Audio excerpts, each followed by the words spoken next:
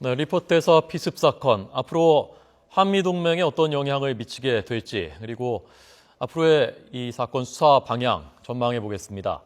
경찰 출신의 변호사입니다. 박상용 변호사, 그리고 한미관계 전문가, 아산정책연구원 소속인 봉영식 박사 초대했습니다. 어서 오십시오. 네, 안녕하십니까. 안녕하십니까. 예. 자, 우선 변호사님은 지금 그 전개되는 이 사건 이후에 전개되는 방향을 보면서 좀 어떤 점을 제일 주목해야 된다고 보셨습니까? 배우가 있느냐 없느냐, 저 사람이 범죄를 하게 된 동기가 무엇인가거든요. 예. 지금 이 사람이 지금 리포트 대사를 죽일 의도가 없었다, 이렇게 또 부인을 합니다. 예. 그리고 자기는 북한과의 어떤 관계가 없다, 이렇게 얘기하거든요. 예, 자꾸 진술을 번복하고, 또 북한을 다녀온 적이 있느냐. 예. 지금 현재는 8번, 7차례인가요? 네. 다녀온 적이 있는 게 확인됐거든요. 예. 근데 다녀온 적이 없다고 하고 있습니다. 아, 그건 아닌 것 같습니다. 아, 예, 그렇습니까? 처음에 그렇게 알려졌었는데 예. 어제 이제 그 법원에 가는 길에 기자들하고 이제 질문이 많이 쏟아졌었는데 예. 어떤 질문에 대해서 아니다라고 답한 건지 그게 예. 처음에는 북한에 다녀온 적이 정신이 없다고 했는데 없어가지고. 그건 아닌 것 같고 예. 북한과 연계가 있느냐라고 하니까 예. 아니다라고 부인했었던 상황이 나중에 그렇게 정리가 됐습니다. 예. 그래서 저 부분이 과연 배우로 어떻게 밝히겠느냐. 예. 지금 서울중앙지검의 공안 일부에서 하고 있거든요. 공안부에서 저거를 수사 지휘한다는 얘기는 뭐냐면 국가보안법에 의심을 갖고서 본다는 얘기거든요. 네. 그럼 국가보안법을 적용할 수 있으려면은 고무찬양이나 또는 회합통신이나 또는 어제 경찰이 사무실에서 압수한 이적 표현물, 소지. 근데 항상 이 국가보안법은 목적범입니다. 예. 이적성이 있어야, 목적이 있어야 되고, 반국가단체의 목적이 있어야 되거든요. 근데 예. 이게 상당히 어려울 것이다. 왜냐하면은 저 사람은 항상 자기 진술 외에는 없거든요. 예. 예. 북한에 다녀왔어도 개성하고 금강산을 다녀온 겁니다. 나무 심기 목적으로 다녀왔고 정당한 또 허가를 받았습니다. 개성에 갔다 왔을 때는 보고 단체 명의로 갔다 왔기 때문에 자기가 보고서를 안 씁니다. 그래서 검찰이나 경찰이 이 국가보안법 위반 혐의를 적용할 때 상당히 어려운 점이 있을 것이다. 그리고 저 사람이 자꾸 횡설수설하거든요. 또 변호사가 노리는 방안도 저 사람이 지금 정상적인 정신 상태가 아니다. 그래가지고 아마 법원에다가 감정 유치를 하려고 하지 않을까. 그렇게 되면 어떻게 되겠습니까? 감정 유치가 뭐죠? 정신이 좀 이상하니까 아. 정신 감정을 좀 해야 되겠다. 예. 그러면은 정신 감정 결과 좀 심신미약이나 뭐 의사결정 능력이 부족하다. 네. 이렇게 하면 형을 받을 수 있거든요. 예. 그래서 좀 조사하기가 상당히 어려울 것이다. 예. 저는 그렇게 생각합니다. 예. 집에서 그 김정일이 쓴 책도 나왔다고 하고요. 뭐 통신이라든가 앞으로 그런 걸 철저하게 지금 조사한다고 하니까 그런 부분 다 조사하지 않겠습니까? 검경이? 예. 조사는 하는데 예. 저 사람과 통화한, 저 사람과 연계한 상대방을 찾아야 되거든요. 예. 그게 상당히 이 수사의 어려운 점입니다. 그러니까 이제 북한 또는 친북 단체와 서로 회합 통신을 했다. 이런 거를 찾아야 되거든요. 이런 예. 흔적을 찾아야 되거든요. 예. 근데 과연 저 김기정이가 협조를 해주겠느냐. 또 김기정이와 설사 통화한 기록이 나온다 하더라도 그 사람이 그런 목적으로 서로 했다고 하겠느냐. 그래서 이 수사가 국가보안법 위반 적용 혐의 수사가 상당히 어렵다라고 저는 생각합니다. 예. 그 무슨 김정일 쓴 책 무슨 영화 예술론인가요? 뭐 예. 그런 책을 갖고 있었다. 예. 그리고 북한의 주장과 비슷하다. 그 뭐 평화협정이라든가 그것만으로는 국가보안법 처벌을 할 수가 있습니까? 없습니까? 없습니다. 자기 주장만 있거든요. 진술만 있거든요. 그리고 예. 자기는 나는 북한하고 연계성이 없다. 나는 그 연구용 목적으로 갖고 있었을 뿐이다. 예. 이렇게 해버리면은 그것만 갖고 국가보안법을 적용하기가 어렵거든요. 그래서 검찰에서 저 수사를 할 때 상당히 이제 증거 자료를 많이 확보해야 합니다. 컴퓨터, 하드디스크, USB, 통신 자료, 뭐 CCTV, 저 사람의 행적에 관해서 세밀히 수사를 해야 할 것으로 저는 생각됩니다. 예. 봉 박사님은 뭐 한미 관계 전문가이십니다만은 광의에서는 뭐 다 국제 관계 서로 다 영향 미치는 거 아니겠습니까? 이 문제에 대해서 어떻게 생각하십니까? 예, 저도 박 변호사님께서 강조하신 문제가 대단히 중요하다고 생각합니다.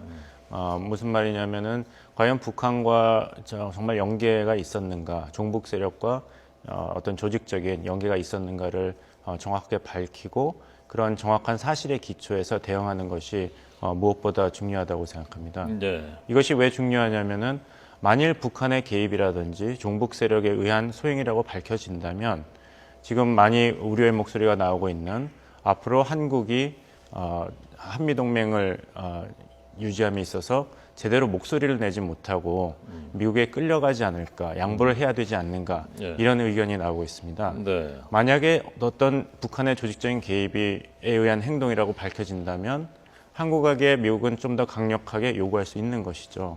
왜 한반도의 안보 상황이 이렇게 종북 세력, 북한 세력이 백주 대낮에 대사에게 테러를 행하고 있는데 한국은 왜 미사일 방어라든지 또는 다른 안보 사안에 있어서 주저하는 모습을 보이는가? 좀 더 한국이 동맹국으로서 적극성이 있는 자세를 보여야 되지 않는가? 이렇게 요구를 할 수 있죠. 예. 하지만 정신 이상이 있는 어떤 개인의 극단주의자의 개인 소행이라고 밝혀진다면은 한국이 일부러 또 앞서서 미국에 대해서 양보를 해야 된다는 그런 강박을 가질 필요는 없습니다. 예. 전반적으로 이 사건이 한미 관계에는 어느 정도 부정적인 영향도 있을 것이고 일부 뭐 좀 그 비온 뒤에 땅이 굳어지는 그런 측면이 있지 않겠느냐라고 보는 분들도 있는데요. 종합적으로 보면 어떤 쪽으로 작용할 거라고 보십니까? 종합적으로 장기적으로 예측한다면은 네. 말씀하신 대로 비온 뒤에 땅이 굳어지듯이 한미 동맹 그리고 한미 간의 협력은 더욱더 강화될 것으로 보입니다. 네.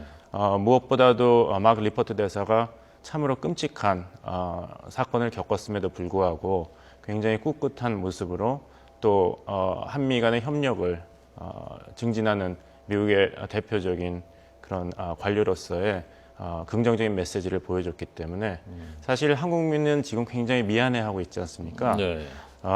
과감한 스킨십이라든지 굉장히 소탈한 모습을 보이고 한국 문화를 사랑하고 한국 국민과 어울리던 이 젊은 대사에게 참 몹쓸 짓을 했다. 이런 심정이 있기 때문에 앞으로 한국과 미국 간의 외교 관계는 예. 장기적으로 볼 때는 더욱더 긍정적인 효과가 있지 않을까 생각합니다. 네. 한국 내에서는 그럴 것 같은데 여론이 그럴 가능성이 있을 것 같은데 미국인들이 보기에 또 미국 정부 관료들이 보기에 한국에서 이런 일이 일어나다니 어쨌건 그리고 우리 대사가 공격을 당하다니 하는 것이 부정적인 인식으로 계속 우리한테 불리하게 작용할 가능성도 있지 않습니까? 저는 거기에 대해서 지나치게 걱정할 필요는 없다고 봅니다. 물론 미국이 지금 제일 걱정하고 있는 것은 해외에 파견된 본국 관리들의 안전 문제입니다. 네. 벵가지 사건도 있었지만 또 한국에서 동맹국인 한국에서 백주에 이런 테러가 자행됐다는 것에 대해서는 한국 정부에 대해서 어떤 보완이라든지 여기에 협조를 요청할 가능성은 물론 높습니다. 예. 하지만 우리가 걱정하는 것이 이번 사건으로 미국 내에 어떤 혐한 감정이라든지 반한 감정이 일어난다는 것에 대해서는 크게 우려할 바는 없다고 봅니다. 왜냐하면 이 가해자가 한국 국민의 어떤 일반적인 정서를 대변하는 것도 아니고 굉장히 극단주의적 행동을 한 것이기 때문에 네. 미국 국민들은 이것이 어떤 한국민 전체가 미국에 대해서 생각하는 감정의 표출이라든지 어떤 조직적인 행동이라고 보지는 않을 것입니다. 네. 일부에서 좀 우려하는 것이요. 그렇다 하더라도 한미 관계는 서로 뭐 이익도 있고 내주는 것도 있고 받는 것도 있고 그런 그 관계일 텐데 지금 뭐 한미일 간의 과거사 문제 대해서 최근 셔먼 차관 발언도 있었고 사드 고고도 미사일 방어 체계 문제 도입하는 문제도 서로 이해관계가 좀 갈릴 수 있는 부분인데 그런 것에서 우리가 이제 앞으로 발언권 협상력 같은 것이 미국과의 관계에서 이것 때문에 약해질 수 있지 않겠느냐라는 걱정을 하는 분들도 있거든요. 글쎄요, 저는 그렇게까지 걱정할 필요는 없다고 봅니다. 네. 저희가 그 웬디 셔먼 국무차관의 발언을 가지고 강한 반응을 보였기 때문에 그리고 그 와중에 이런 끔찍한 사건이 터졌기 때문에 그렇게 걱정을 할 수는 있겠습니다만 네. 아까 말씀드렸다시피 만약 이것이 북한의 조직적인 개입이라든지 네. 종북 세력의 어떤 이 행한 행위라는 것이 밝혀지지 않는 한 네. 개인의 돌출 행동이라고 본다면은 이것이 한미 간의 어떤 공식적인 정책 조율에 우리가 괜히 너무 지나친 강박관념을 가지고 양보를 기정사실화하는 것은 불필요한 전략적 행동이라고 봅니다. 네. 자, 어쨌건 뭐 다시는 일어나서는 안 될 일이지 않습니까? 그렇습니다. 이런 일이 이게 무슨 배우가 있는 것이건 아니면 정말 개개인의 정신이 좀 이상한 사람의 돌출 행동이건 있어서는 안 되는 일인데 이런 일이 또 일어날 가능성 또 일어나지 말라는 또 법이 없는 거고요. 그렇습니다. 막을 수 있는 방법은 무엇인지 예. 이제까지 경찰의 경비의 개념으로 했습니다. 시설 경비의 개념으로 왔습니다. 위의 대상자에 대한 사람 경호 그 시각으로 보지 않았습니다. 예. 이번 같은 경우에도 정말 안타까운 것이 이 김기종이 같은 경우에는 사람을 우회할 가능성이 높은 사람들이거든요. 그렇다면은 김기종이가 그 세종홀에 들어간다는 자체를 막았어야 됩니다. 그 바깥에 있던 경찰관들은 당연히 검문 검색을 했어야 되고 네. 그걸 차단을 하고 설사 미국이 이러한 행사를 안 알려줬다 하더라도 미 대사관 보안과 관계자들한테 알려줬어야 한다고 생각합니다. 예. 그 시설 안에 들어가 있는 사람들도 외사나 정보요원이 아니라 경호 개념으로 미 대사를 갖다가 경호한다, 신변을 보호한다라는 경호 개념으로 앞으로 바뀌어져야 한다고 저는 생각합니다. 그리고 한국과 미국 간에 서로 우회 인물에 대한 테러 우회 인물에 대한 서로 정보 교류나 이런 게 좀 활성화돼야 한다고 저는 생각합니다. 예. 근데 뭐 경찰 현역에서 실무를 하셨으니까 아실 테지만 예. 김기종 정도의 과거에 그 정도 폭력 전과가 물론 있긴 했지만 그 정도 인물한테까지 다 이렇게 요주 인물로 다 경계를 해야 되고 그리고 미국 대사를 비롯해서 요인들한테 다 일일이 가는 행사마다 경호를 해야 되고 그런다면은 지금 경찰 인력이 지금의 두세 배 있어야 되는 거 아닙니까? 이 김기종인 경우에는 종로경찰서에서 다 알려진 인물이라고 합니다. 아, 그런가요? 예, 오죽하면 종로경찰서 직원들한테 뭐 발로 차고 뭐 침도 뱉고 했던 사람이거든요. 예. 또 주일 그 대사한테 콘크리트로 돌을 던져가지고 네. 징역 2년에 집행유예 3년 정도 받을 사람이고 또 저러한 그 이상한 복장을 한 사람이 저 안에 들어간다고 하면은 당연히 검문 검색을 했어야 한다고 저는 생각합니다. 아니 복장은 저거 그 개량 한복인데요. 저거 입으신 분들 봤는데. 예, 아니 그래도 하여간 전력을 봐서 그렇죠. 전력을 봐가지고 그리고 또 저러한 인물이 들어가니까 조심하라고 예. 미 대사관에 나가 있는 연락관에게 얘기를 해줘가지고 그 경호팀인 보안과에다 당연히 통보를 해줬어야 한다고 생각합니다. 서로 이 정보 교류가 없었던 것이 이번 사건을 그 초래한 원인이었다고 생각합니다. 예, 다른 나라는 어떻습니까? 예를 들면 그 아주 주요 국가의 대사라든가 또 요인에 대해서 경호를 뭐 방문했을 때라든가 어떻게 어느 정도 수준으로 하나요? 그것은 아무래도 그 대사관과 그 본국 정부와의 협약에 의해서 이루어집니다. 네. 이번 경우에도 뭐 대사관 측에서 경호를 요청했느냐 안 했느냐 그렇기 때문에 한국의 경찰이 어느 정도까지 책임을 지어야 되는가 계속 이야기가 나오고 있고 앞으로도 나올 것입니다. 박 변호사님께서 말씀하셨듯이 이런 끔찍한 사건이 일어난 이후에 어떻게 더 조율을 할 것인가를 진지하고 정확하게 검토해 봐야 될 것이라고 생각합니다. 예. 그렇지만 또 반대로 좀 우려가 되는 것은 제가 이제 뭐 한미 관계를 연구하고 있습니다만은 이번 사건이 너무 이렇게 한미 동맹에만 초점이 맞춰지는 것이 아닌가 생각합니다. 어떻게 보면 이거는 가장 기본적인 치안 부재를 드러낸 어떻게 보면 대한민국의 문제라고 보거든요. 사회적 문제. 이런 극단적인 이념을 막 내세우는 사람들이 흉기를 휘두를 수 있는 그런 사회 환경이라면 이건 한미 동맹이라든지 외교 관계를 떠나서 심각한 사회 문제라고 봐야 합니다. 그렇기 때문에 정부는 폭력 근절과 치안에 최선을 다하겠다. 또 의사 표현의 수단으로 폭력은 어떠한 이유로도 용납될 수 없다. 그 피해자가 주한 미 대사가 아니라 그런 일이 있어서는 안 되겠습니다. 일본 대사라든지 아니면은 예. 한국민이라도 이런 일은 절대로 일어나서는 안 되고 무슨 일이 있어도 재발돼서는 안 된다. 대책이 필요하다.